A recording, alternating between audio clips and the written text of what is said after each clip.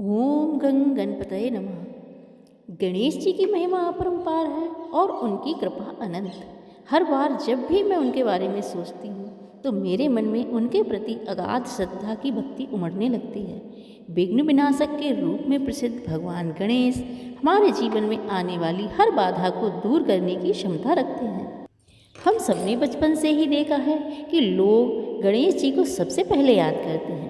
चाहे कोई शुभ कार्य हो या कोई नई शुरुआत, सबसे पहले उनका ही स्मरण किया जाता है। उनकी मूर्ति में छिपा हुआ उनका दिव्य तेज हमेशा प्रेरित करता है कि हम किसी भी चुनौती का सामना निडर होकर करें।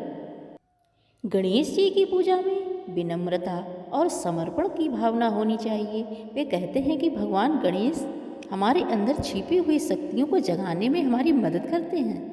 उनकी कृपा से हम अपनी सीमाओं को तोड़ सकते हैं और नई ऊंचाइयों को छू सकते हैं।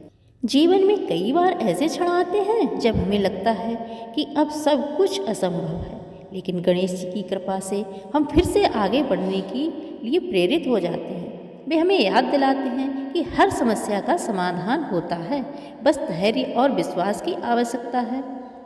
उनका हर अवतार हमें जीवन में गहरे सत्य सिखाता है। आज की वीडियो में हम भगवान गणेश जी की ऐसी ही बड़ी ही सुंदर और दिव्य कथा सुनेंगे, जिसको सुनने में आपको बड़ा ही आनंद आएगा। आप लोगों से विनम्र आग्रह है कि कथा को अंत तक अवश्य सुने और पूरा आनंद लें। चलिए अब हम कथा शुरू करते हैं। पौराणिक एवं प्रचलित श्री गणेश जी की कथा के अनुसार एक बार देवता कई विपदाओं में घिरे थे। तब वह मदद मांगने भगवान शिव जी के पास आए। उस समय शिव जी के साथ कार्तिकेय तथा गणेश जी भी बैठे थे। देवताओं की बात सुनकर शिव जी ने कार्तिकेय जी और गणेश जी से पूछा कि तुम में से कौन देवताओं के कष्टों का निवारण कर सकता है।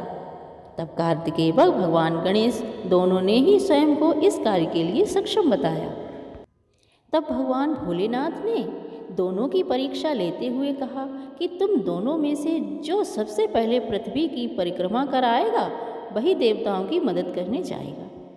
भगवान शिव के मुख से यह वचन सुनते ही कार्तिकेय जी अपने वाहन मोर पर बैठकर पृथ्वी की परिक्रमा के लिए निकल गए। परंतु गणेश जी तो सोच में पड़ गए कि वह तो चूहे के ऊपर चढ़कर सारी पृथ्वी की परिक्रमा करेंगे, तो इसमें तो पता ही नहीं कितना समय लग जाए। तभी उन्हें एक उपाय सूझा। गणेश जी अपने स्थान से उठे और अपने माता पिता की 7 परिक्रमा करके बैठ गए। परिक्रमा करके लौटने पर कार्तिकेय जी स्वयं को विजेता बताने लगे। तब शिव जी ने तथा पार्वती जी ने श्री गणेश से पृथ्वी की परिक्रमा न करने का कारण पूछा।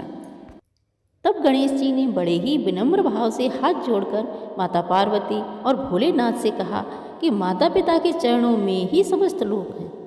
यह सुनकर भगवान शिव और माता पार्वती बहुत प्रसन्न हुए और भगवान शिव ने गणेश जी को देवताओं के संकट दूर करने की आज्ञा दी।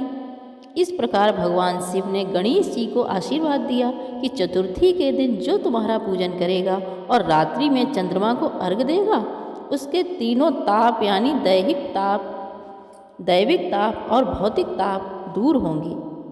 इस व्रत को करने से व्रतधारी के सभी तरह के कष्ट दूर होते हैं और उसे जीवन के भौतिक सुखों की प्राप्ति होती है। चारों तरफ से मनुष्य की सुख समृद्धि बढ़ती है। पुत्र पौत्र आदि धन ऐश्वर्य की कोई कमी नहीं रहती। यह थी हमारे विघ्न विनाशक विनायक जी की बड़ी सुंदर कथा।